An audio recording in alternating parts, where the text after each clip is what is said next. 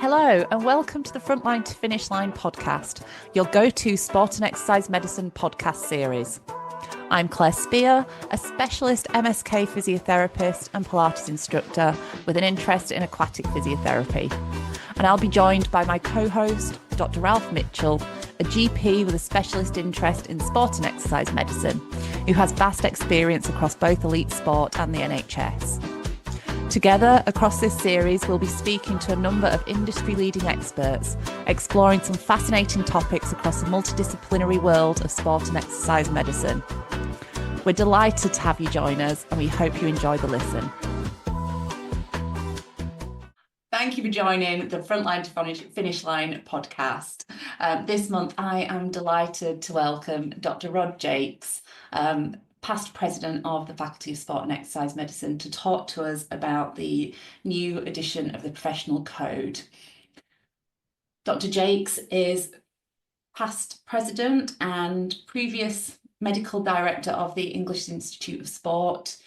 He has attended 5 Olympic Games with Team GB. He's worked in every kind of setting that you could imagine in sport and exercise medicine, the NHS, privately, in team care, working with children. He's worked with the media. So we're absolutely delighted to be able to bring him to you in your ears today to speak about the new edition of the code. Thank you for joining us, Dr. Jaques. No, thank you very much indeed for that very kind introduction.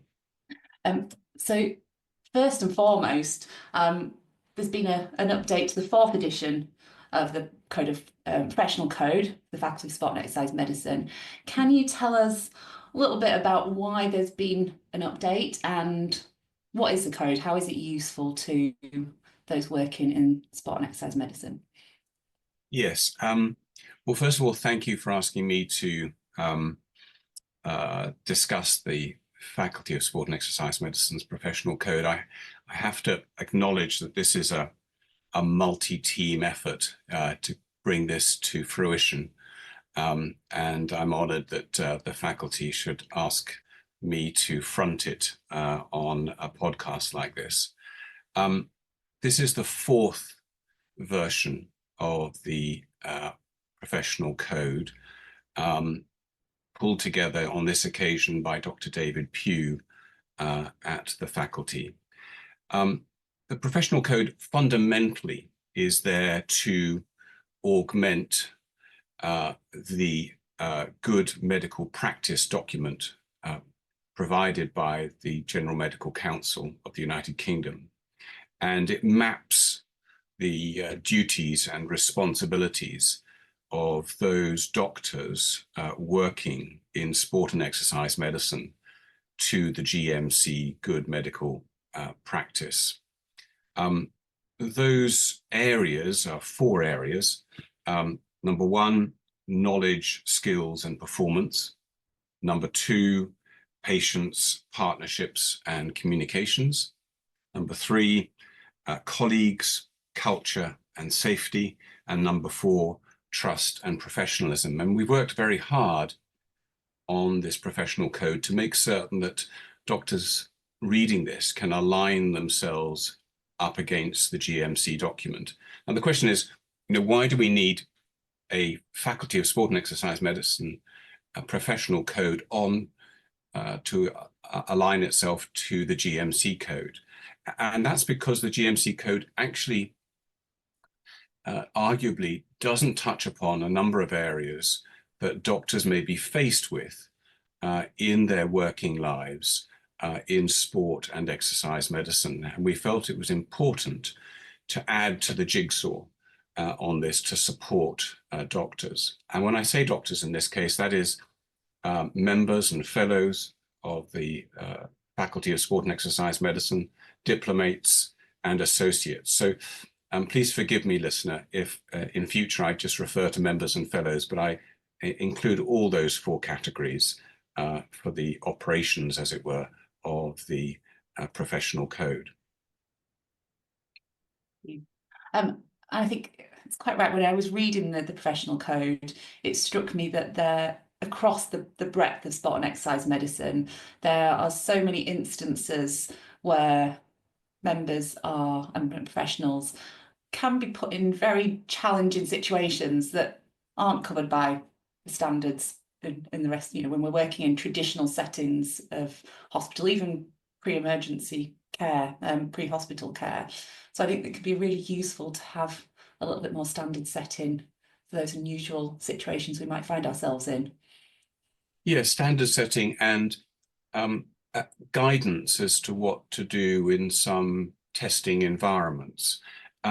What members and fellows will find when they read the document is that each of those 4 sections that I alluded to have a subtitle of you must and you should. And by you must, we mean it's really an overriding principle that we are talking about. And you should means that it gives you guidance as to a direction of travel, as to what to do in a certain set of circumstances, rather than obligating you to do that. And you're quite right, Claire.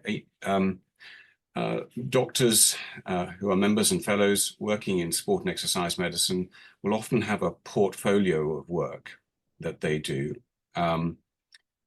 Many of those working will be in conventional outpatients, and that might be in private practice or the NHS, and they can be doing exercise prescription in those environments.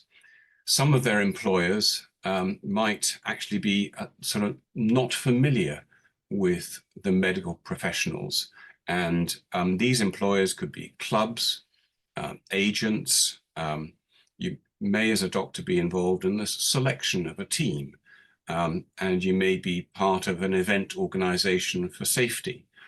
You'll be dealing with people who may not understand the principles by which doctors have to conduct themselves. And in your daily practice as a sport and exercise medicine doctor, you will often work with other MDT members. Some of those will come from regulated industries, which have their own professional codes, and some of them will not be regulated industries and will not have their own professional codes. And they need to understand how you, as a member or fellow of the Faculty of Sport and Exercise Medicine, practice your profession. One of the challenging areas in sport and exercise medicine is being a team doctor. Mm-hmm. In some respects, you're obviously plying the trade of being a sport and exercise medicine doctor, but you may also have an occupational health role. You may have a general practitioner role. You may even have a role around international travel. Both in an outpatient setting and in traveling with a team, you may be dealing with children where their mental capacity may influence what you do or don't do in a consultation. And the code addresses this. You may be dealing with athletes who have disabilities, which both physical and mental, which may influence how you deal with them. And the code helps you with this. And of course, you're subject, certainly in professional sport and international Olympic and Paralympic sport, to anti-doping regulations, and you have to abide by those in your prescribing and dispensing habits. And you may be called upon every now and again to make a public statement about the health of one of your patients or sports persons that you're looking after, in which point you're going to come up against the interesting media that we have to coexist with. And what you'll find yourself as a doctor there having to be very careful in your language and your nuancing of what you're saying, and getting that double checked in advance, and ideally having media training beforehand. And then one overriding thing that goes on in sport and exercise medicine all the time is confidentiality. Somehow I think there is a public perception that sports injuries sit in a different category in confidentiality to other diseases that a patient may have, cancer or heart disease or whatever. But it doesn't. It's not exclusive. And the patient's right, the athlete, player's right to confidentiality is just the same as in any other medical setting. You may even be involved in crowd care. And of course, you alluded yourself, certainly if you're going to be a team doctor, you may be in some very high pressure situations in front of the cameras. When you're involved in those sorts of scenarios, the professional code can definitely help you conduct yourself appropriately. And the key in all this, Claire, which is really important for members and fellows, diplomates and associates to understand, is that the professional code is there to allow you to maintain your professional autonomy, regardless of third-party pressures that you're subjected to in your daily practice. And it's there to support you as a professional. And it's really important, I think, that those reading it understand that this is a supportive document, not some sort of stick to discipline doctors with, but actually to assist them and navigate them through the wonderful career that sport and exercise medicine gives you, but some extraordinary situations that you may find yourself in. Very true. And as you were speaking, I'm thinking about previous coaches and teams I've worked in, and to have that document to be able to refer to and maybe show them at times I would never think of showing a document like that to a non-professional, but actually, as you were speaking, I thought that could be really helpful for people when they're in a sticky situation, potentially, to help others understand why they make the decisions they make. Yes, you're right, Claire. I think it comes to the next point, really, which is, how might a member or fellow use this professional code? Well, let me put some suggestions. First of all, read it. Maybe then print it out, put it in a folder and put it on your desk. And I think share it with your employers and share it with your multidisciplinary team that you work with, so that they understand the scope of your practice and what you're required to do. I think it might even be a topic for a journal club that you might have with your MDT team. And I think it would be quite illuminating for some of the MDT members to understand the way in which a doctor works.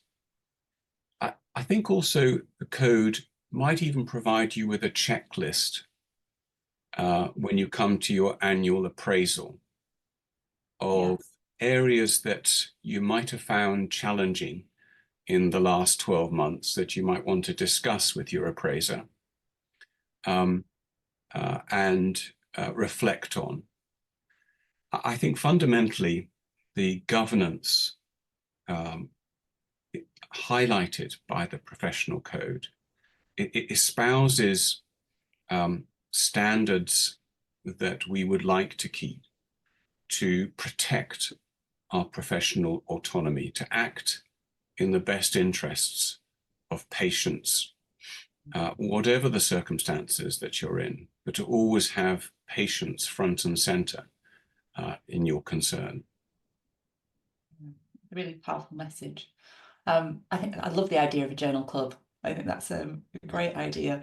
And I think when I was reading, as a non-doctor, I'm a physiotherapist, but I was reflecting back on some of the situations, certainly when I was working in more professional sports settings, and thinking, oh yeah, that would have been really useful to be able to, it made me reflect on some past instances, so I can see exactly how you'd use that in an appraisal setting, certainly for more recent issues. I mean, you talked about kind of writing it with that group of doctors who work brilliantly to produce that work. So we just want to thank them again for all the hard work, because it's not an easy job and it takes a lot of time, and it's done voluntarily for the faculty and for your colleagues. working with that group, what were the biggest, I don't know if contentious issues are the right words, but what gave you the most kind of grounds for debate and discussion out of the work you did from updating, I suppose, the changes? Thank you. Well, we went through the third version of the professional code, line by line, paragraph by paragraph. And I would say there's been about a 30 to 40% change in the original substance of the third version of the professional code. In addition, we've added in a number of pertinent current topics which are important for new members and fellows of the Faculty of Sport and Exercise Medicine. For instance, the world of social media, the world of advertising, discussions around electronic medical records, issues around traveling with teams, advocacy of the faculty, advocacy of the behaviors of your colleagues, looking at areas of getting a second opinion and transparency and your duty of candor when things go wrong. These were all new areas that we touched upon, amongst others. Areas of EDI issues, which are important. Areas of dealing with disability and mental capacity, all of which, we acknowledge that the GMC documentation handles very well, but we put some additional nuancing in relation to sport and exercise medicine in these particular areas that I hope members and fellows will find useful. Brilliant. Particularly, the thing that stood out to me was around the consent for use of quotes and photos, and it did make me think how many times I've seen pictures of athletes with their medics on various leaflets, websites, social media. So that was quite interesting. I wonder if that might be a step change for some people. Was there a lot of discussion around that? Was that quite an easy? No, it wasn't an easy area to come to the right form of words. And in fact, it involved a lot of discussion amongst the co-contributors to this, and it was discussed very carefully at the FSEM Council and FSEM Board and reflected back to us, and we revised a number of areas in this. What we feel very strongly at the conclusion of these discussions is that whilst doctors may wish to advertise their practices on social media, the use of images of patients, images of athletes, quotes from athletes and patients need to be done extremely advisedly, because athletes and patients who might be coming to see you are clearly in a potentially vulnerable situation. They may misinterpret the success or complications of certain treatments that other individuals have had successes with. And it's really important, with the duty of candor and with transparency, to get the balance of your successes in your practice as accurate as possible, and probably on balance not to use images of patients at all for your social media outlets, and to use words extremely advisedly that patients advocate your brilliance in your clinical practice, because the bottom line here is that sport and exercise medicine is no different in this regard to any other doctor providing diagnostic and treatment services. And many of our other professional colleagues do not provide images of patients. And we would probably be out of line in doing so if it became commonplace. Yeah, agreed. And very helpfully, there is no consent form that you can find on the website, the same page as the professional code, which I think is very explicit, isn't it? It's very clear around making sure that you have that written consent from anyone whose images, testimonials that you deem you still do want to use. Yes, and I think I'd strongly advise any member or fellow wanting to step into this domain to go through a really rigorous consenting process and have the paperwork in place if you are challenged from within the faculty or outside the faculty. Absolutely. Thank you.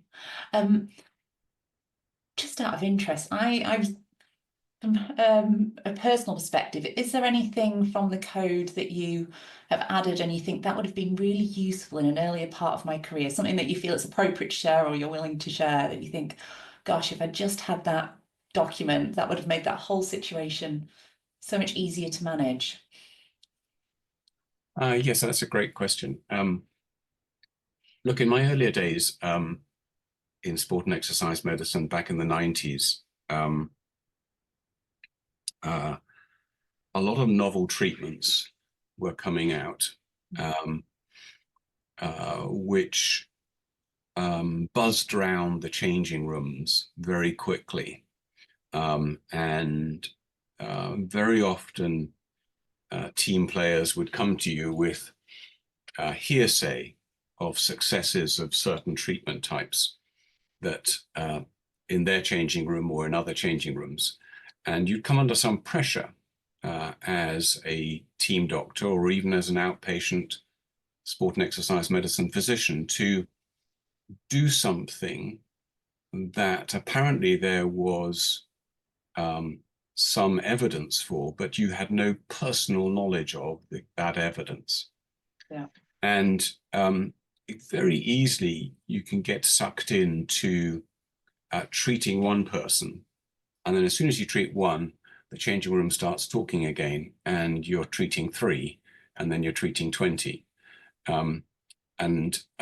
This explosion of expectation, unless you start from a place of real certainty and evidence base, can be extremely disconcerting. And I think, again, the code addresses this quite carefully, that that you should sit very comfortably in the position whereby you are providing either diagnostic or treatment services which are evidence-based. And if you're caught out, so to speak, and pressure is applied, pause and think. Use the document to explain to employers who may be coercing you, agents, managers, coaches who may be coercing you, to say, look, I need to pause and think about this. Whilst the immediate benefits of this treatment might be lauded, actually the scientific basis for the 1 year, 3 year, 5 year follow-up is not there. And I have to be more cautious as a doctor. The threat that you face then, of course, is that the coach and the patient may go elsewhere, and that's the nature of what happens, and you may lose credibility in that team. But if that happens, again, I think you should look to the support of the professional code, that you conducted yourself appropriately. And one hopes that if they go and see a colleague for the same sort of treatment request, that colleague would also abide by the code and be cautious before instigating poorly evidenced treatment. I think that on reflection again, working in some of these environments as a medic can be quite a lonely place. I think having that support network and clinical mentorship, especially I think throughout the career, but certainly in the early parts of your career, to if you're a lone doctor working within a club and you've got an MDT looking to you, it can be a really high pressure and a difficult decision to make to maintain your credibility. Yes, very rarely do you have the luxury, certainly on team travel, to go with more than one doctor. Yeah. Very often you'll work with an MDT that you've worked with for some time. And I think a relatively flat structure on that MDT is important, because all opinions are extremely valid when you have complicated situations. However, it's also true that probably doctors are the most indemnified, and if it does go wrong, the lawyers will come after the most indemnified individual on behalf of their client. So the natural order of things is that doctors take it in the neck every now and again for this. Not that one should practice defensively, but that is what actually happens. Certainly, in other settings, in outpatient departments, both in private hospitals and in NHS, you have the luxury of talking to colleagues in corridors, even if they're not in the same specialty, who at least you can bounce off ideas with. But in some aspects, it is a more isolating specialty than many others in medicine, because of the dint of the service provision for team care. Yeah, absolutely. That's been absolutely fascinating to speak to you about. Is there anything we haven't covered from the code that you think it's important that faculty members are aware of? Again, Claire, I'm just going to reiterate an earlier point that I made. Number one, this code is there to help you as a member, fellow, diplomat, or associate maintain your professional autonomy, regardless of third-party pressures, that you always act in the best interests of the patient. That is front and center of the importance of this document. Number two is that the document is alive. It's been written by extremely experienced doctors. It has great relevance to your daily practice. Print it out, put it on your desks, refer to it, both for yourself and when dealing with others who may be pushing you in a direction that you feel uncomfortable with. And it's true to say, one other thing I want to say here is that, if it doesn't feel right, the direction that you're being pushed in, it probably isn't right. And look to the document to support you if you need it, to navigate finding a better way. And finally, use it perhaps as a checklist against your annual appraisal, and use it for discussion amongst the MDT, because the faculty is all about raising standards and maintaining standards, and we want those that we work with to have the highest standards as well. Absolutely. Thank you so much. I commend everyone that's been involved in putting this document together, and I hope that all the members do exactly as you've said and find it really useful, live information to work with. Thank you again for joining us for the podcast. It's been fantastic. We thank you. My pleasure. Lovely to talk to you.